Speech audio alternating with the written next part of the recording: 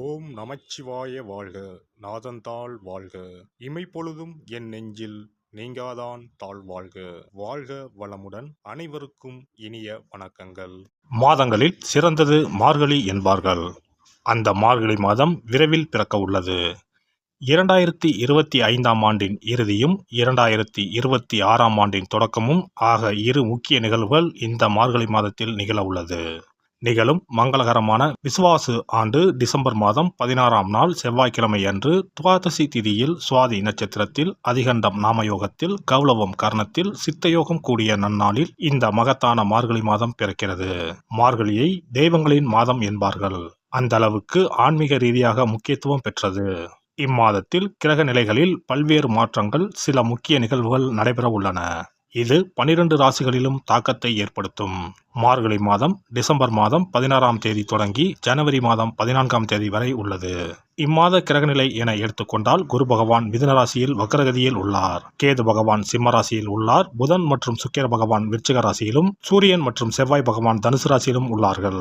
சனி மற்றும் ராகு பகவான் கும்பராசியில் உள்ளனர். இம்மாத கிரக பயிற்சி என எடுத்துக்கொண்டால் 21/12/2025 குரு பகவான் வக்ர நிலையில் புனர்பூசம் 4ஆம் பாதத்தில் இருந்து புனர்பூசம் 3ஆம் பாதத்திற்கு பயிற்சியாக உள்ளார். 22/12/2025 சுக்கிர பகவான் விருச்சிக ராசியில் இருந்து தனுசு ராசிக்கு பயிற்சியாக உள்ளார். அதே போல 25/12/2025 புதன் பகவான் விருச்சிக ராசியில் இருந்து தனுசு ராசிக்கு பயிற்சியாக உள்ளார். மேலும் 11/1/2026 புதன் பகவான் தனுசு ராசியில் இருந்து மகர ராசிக்கும், செவ்வாய் பகவான் 14/1/2026 தனுசு ராசியில் இருந்து மகர ராசிக்கும் பயிற்சியாக உள்ளார். இம்மாத சிறப்புகள் என எடுத்துக்கொண்டால் டிசம்பர் மாதம் 19ஆம் தேதி அனுமன் ஜெயந்தி, டிசம்பர் மாதம் 30ஆம் தேதி வைகுண்ட ஏகாதசி, ஜனவரி 3ஆம் தேதி ஆருத்ரா பௌர்ணமி, ஜனவரி 14ஆம் தேதி போகி பண்டிகை ஆகிய நிகழ்வுகள் உள்ளன.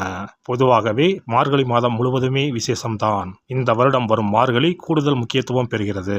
பிறக்கப் போகும் இந்த மார்கழி மாதத்தில் உங்கள் வாழ்வில் வளமும் நலமும் செல்வ செழிப்பும் பெற்று வாழ்வில் உயரிய நிலையை அடைய எல்லாம் வல்ல எம்பெருமானை வேண்டி விரும்பி கேட்டுக்கொள்கிறேன். மிதுன ராசி அன்பர்களே, மார்கழி மாத கிரக நிலைகளை ஆராய்ந்து பார்க்கும் பொழுது உங்கள் ராசிநாதன் புதன் பகவான் 6ஆம் இடத்தில் சஞ்சரிக்கிறார். மறைந்த புதனால் நிறைந்த தனலாபம் உண்டு. எனவே பொருளாதாரத்தில் நிறைவு ஏற்படும் மாதம் இதுவாகும். சுக்கிர பகவானோடு புதன் இணைந்து புத சுக்கிர யோகத்தை உருவாக்குவதால் தொழில் மற்றும் உத்தியோகத்தில் கணிசமான லாபம் கிடைக்கும். இம்மாதம் ஜென்மகுரு வரப்போவதால் திடீர் இடமாற்றங்கள், ஊர் மாற்றம் வரலாம். உத்தியோகத்தில் கூட சிலருக்கு நீண்ட தூரங்களுக்கு மாறுதலாகி செல்லும் வாய்ப்புகள் உண்டு. மார்கழி மாதம் 6ஆம் தேதி மிதுன ராசிக்கு குரு பகவான் செல்கிறார். அங்கனம் ஜென்ம குருவாக வரும்பொழுது அவர் வக்கர இயக்கத்திலும் இருக்கிறார். எனவே ஆரோக்கிய தொல்லைகளும் மருத்துவ செலவுகளும் அதிகரிக்கும். திடீர் இடமாற்றங்களால் மனக்குழப்பம் ஏற்படும். உத்தியோகத்தில் வரும் மாற்றங்களை ஏற்றுக்கொள்ளலாமா வேண்டாமா என்பது பற்றி சிந்திப்பீர்கள். தாயின் உடல்நலத்தில் கவனம் தேவை. தனித்து இயங்க முடியாமல் பிறரை சார்ந்திருப்பவர்கள் பொறுமையோடு செயல்பட வேண்டிய நேரம் இதுவாகும். உங்களிடம் ஒப்படைக்கப்பட்ட பொறுப்புகளை மற்றவர்களிடம் கொடுப்பதால் ஒரு சில பிரச்சனைகள் உருவாகும். குரு பகவான் இருக்கும் இடத்தை காட்டிலும் பார்க்கும் இடத்திற்கு பலன் அதிகம். அந்த அடிப்படையில் பார்க்கும் பொழுது அதன் பார்வை பலனால் சில நன்மைகளும் நடக்கும். சுபகாரிய பேச்சுகள் நல்ல முடிவிற்கு வரும். பிள்ளைகளால் உருவான பிரச்சனைகள் படிப்படியாக குறையும். பெற்றோரின் உதவியை எதிர்பார்த்து காத்திருப்பவர்களுக்கு அது கைகூடும். பழைய வாகனங்களை கொடுத்துவிட்டு புதிய வாகனங்கள் வாங்குவதில் ஆர்வம் காட்டுவீர்கள். சொத்து விற்பனையால் வரும் லாபத்தை கொண்டு சுபகாரியங்கள் நடத்தலாமா என்று யோசிப்பீர்கள். மார்கழி மாதம் 7ஆம் தேதி தனுசு ராசிக்கு சுக்கிர பகவான் செல்கிறார். உங்கள் ராசிக்கு 5 மற்றும் 12 ஆகிய இடங்களுக்கு அதிபதியானவர் சுக்கிர பகவான். அவர் 7ஆம் இடத்திற்கு வரும்போது வாழ்க்கை துணைக்கு வேலை கிடைக்கும். அதே நேரம் கணவன் மனைவி இருவரும் வேறு வேறு இடத்தில் பணிபுரியக்கூடிய சூழ்நிலை உருவாகும். வெளிநாட்டில் உள்ள நல்ல நிறுவனங்களில் பணிபுரிய ஆசைப்பட்டவர்களுக்கு அது கைகூடும். தனுசு ராசியானது குருவிற்குரிய வீடு என்பதால் அதில் சஞ்சரிக்கும் பகை கிரகமான சுக்கிரன் பல வழிகளிலும் திடீரென மாற்றங்களை கொடுப்பார். மன வருத்தங்களும் அதிகரிக்கும். மார்கழி மாதம் 30ஆம் தேதி மகர ராசிக்கு செல்லும் செவ்வாய் பகவான் அங்கு உச்சம் பெறுகிறார். உங்கள் ராசிக்கு 6 மற்றும் 11 ஆகிய இடங்களுக்கு அதிபதியானவர் செவ்வாய் பகவான்.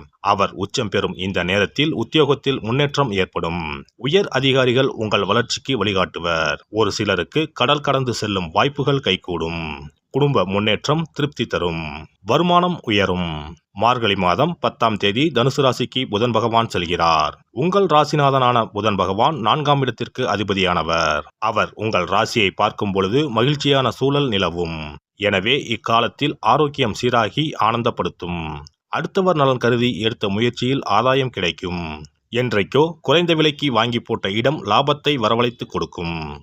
மார்கழி மாதம் 27ஆம் தேதி மகர ராசிக்கு புதன் பகவான் செல்கிறார். புதன் பகவான் அஷ்டமத்தில் வரும்பொழுது அற்புதமான பலன்களை அள்ளி கொடுப்பார். இக்காலம் உங்களுக்கு பொற்காலமாகவே அமையும். எண்ணிய எண்ணங்கள் எளிதில் நிறைவேறும். சேமிப்பு உயரும். திடீர் திருப்பங்கள் பலவும் வந்து சேரும் நேரம் இதுவாகும். சுயதொழில் தொடங்கும் முயற்சியில் ஆர்வம் காட்டுவீர்கள். பொது வாழ்வில் உள்ளவர்களுக்கு இதுவரை ஏற்பட்ட வீண்பலிகள் அகலும். வியாபாரம் மற்றும் தொழில் செய்பவர்களுக்கு இரட்டிப்பு லாபம் உண்டு. உத்தியோகத்தில் உள்ளவர்களுக்கு உயர் அதிகாரிகளின் ஆதரவு கிடைக்கும். கலைஞர்களுக்கு எதிர்பார்ப்புகள் நிறைவேறும். மாணவ மாணவிகளுக்கு கல்வியில் ஈடுபாடு அதிகரிக்கும். பெண்களுக்கு பிரச்சனைகள் ஒவ்வொன்றாக தீரும். கணவன் மனைவிக்குள் ஒற்றுமை பலப்படும். இம்மாதம் லட்சுமி வழிபாடு இனிமை சேர்க்கும். இம்மாதம் பண தேவையை பூர்த்தி செய்யும் நாட்கள் டிசம்பர் 26, 27, 29, ஜனவரி 5, 6, 9, 10. மகிழ்ச்சி தரும் வண்ணம் வயலட். சிறப்பு தொகுப்பு. வெற்றிகள் குவிய விஷ்ணு வழிபாடு. ரொக்கத்திற்கு முக்கியத்துவம் கொடுக்கும் நாம் சொர்க்கத்திற்கும் முக்கியத்துவம் கொடுக்கும் விழாவை கொண்டாட வேண்டும். அந்த விழா இந்த மார்கழி மாதம் வருகிறது. திருப்பதி, திருவரங்கம் உள்ளிட்ட விஷ்ணு ஆலயத்தில் நுழைய லட்சக்கணக்கான மக்கள் காத்திருப்பார்கள். அதேபோல திருக்கோஷ்டியூர், உப்பிலியப்பன் கோவில், திருமோகூர் போன்ற உலகத்தில் உள்ள சகல விஷ்ணு ஆலயங்களிலும் ஏகாதசி விழா உற்சவம் சீரும் சிறப்புமாக நடைபெறும். இந்த கண்கொள்ளா காட்சியை கண்டு மகிழ்ந்தால் பொன்னும் பொருளும் போற்றுகின்ற செல்வாக்கு இன்னும் உயரும். மாதங்களில் புனிதமானதாகவும் தேவர்கள் துயில் எழும் மாதமாகவும் கருதப்படும் மார்கழி மாதத்தில் நாம் விஷ்ணுவை வழங்கினால் விருப்பங்கள் அனைத்தும் நிறைவேறும். அதனால்தான் மாதங்களில் நான் மார்கழி என்று கண்ணன் சொல்லியதாக சொல்வார்கள். இம்மாதம் 15ஆம் தேதி அதாவது 30/12/2025 செவ்வாய்க்கிழமை வைகுண்ட ஏகாதசி வருகிறது. அங்கனம் வைகுண்ட ஏகாதசி வரும்பொழுது சொர்க்க வாசலை திறப்பார்கள். ஆண்டு முழுவதும் அடைத்திருக்கும் கதவு அன்று மட்டும்தான் திறந்து வைக்கப்படும். அந்த சொர்க்க வாசலின் வழியாக நாம் நுழைந்து வந்தால் சிக்கல்கள் தீரும், செல்வ வளம் பெருகும். ஏகாதசி அன்று இல்லத்து பூஜை அறையில் விஷ்ணு லட்சுமி படம் வைத்து வழிபட வேண்டும். அவள் வெல்லம் கலந்து நைவேத்தியம் வைத்து சாப்பிடலாம். முழு விரதம் இருக்க முடியாதவர்கள் மதியமும் இரவும் பலகாரம் செய்து சாப்பிடலாம். அன்று இரவு முழுவதும் கண் விழித்திருக்கும் பொழுது இறை தியானத்தையே மேற்கொள்ள வேண்டும். மறுநாள் அதிகாலையில் சூரியன் உதிக்கும் முன்னதாக நீராடி பச்சரிசி சோறு, அகத்திக்கீரை, நெல்லிக்காய், கருணைக்கிழங்கு, புளிக்குழம்பு சாப்பிடுவது நல்லது. அகத்திக்கீரையும் நெல்லிக்காயும் உணவில் சேர்த்து கொள்வது அவசியமாகும். இந்த மார்கழி மாதத்தில் கன்னி பெண்கள் அதிகாலையில் எழுந்து நீராடி வீட்டின் முன்பக்கத்தில் கோலமிட்டு அதன் மத்தியில் மஞ்ச வண்ண பூ வைத்தால் மங்களம் உண்டாகும். பரங்கி பூவை வைத்து அழகுபடுத்துவது கண்கொள்ளா காட்சியாகும். கிருமி நாசினியாக சாணத்தின் மீது அதை பதித்து வைத்திருப்பர். மங்களம் நடைபெறுவதற்காக மஞ்சள் வண்ண பூவை வீட்டு கோல மத்தியில் வைப்பது வழக்கம். குனிந்து அமர்ந்து நிமிர்ந்து கோலம் போடும் பொழுது விரல்களுக்கு மகிழ்ச்சி கிடைக்கிறது. சிறந்த யோகப்பியாசம் ஏற்படுவதாக கூறுவார்கள். இந்த வழிபாட்டின் மூலம் மனநலமும் உடல் நலமும் சீராகிறது. பிரம்ம முகூர்த்தத்தில் எழுந்து ஓசோன் என்ற காற்று மண்டலத்தில் உள்ள காற்று நம் மீது பதிவதால் ஆரோக்கியம் மேம்படுகிறது. திருப்பாவை, திருவெம்பாவை பாடி வழிபாட்டை மேற்கொண்டால் திருமணம் கைகூடும். அதிகாலையில் இறை நாமத்தை உச்சரிப்பதன் மூலம் அனைத்து நலன்களும் கிடைக்கும். இப்படிப்பட்ட சிறப்பு வாய்ந்த மார்கழி மாதத்தில் ஏகாதசி விரதத்தை இனிதே கடைபிடித்து பார்க்கடலில் துயிலும் பரந்தாமனை வழிபட்டால் வாழ்க்கை வளமாகும், வளர்ச்சியும் பெருகும், வருங்காலம் நலமாகும், வருமானம் திருப்தி தரும். விஷ்ணுவை வழிபட்டு அவரது துணையாக விளங்கி செல்வத்தை நமக்களிக்கும் லட்சுமியின் சன்னதிக்கு சென்று லட்சுமி வருகை பதிகம் பாடினால் அந்த தேவி இல்லம் தேடி நமக்கு அல்ல குறையாத செல்வத்தை வழங்குவாள். அஷ்டலட்சுமியின் படத்தை விஷ்ணு லட்சுமி படத்துடன் பூஜை அறையில் வைத்து வழிபடுவது நல்லது. லட்சுமிக்கு பாடல் படித்து வழிபடும் போது வருகை பதிகம் பாட வேண்டும். அன்றைய தினம் அவள் நைவேத்தியம் செய்து தேவியை வழிபட்டால் உங்கள் ஆசை பூர்த்தியாகும். நமக்கு வாழ்வில் ஏற்படும் இன்னல்கள் அகன்று இனிய பலன் கிடைக்கும். எல்லாம் வல்ல இறையருளால் நீங்களும் உங்கள் அன்பு குடும்பமும் உடல் நலம், நீலாயுள், நிறை செல்வம், உயர் புகழ், மெய்ஞானம் ஓங்கி வாழ்க வளமுடன்.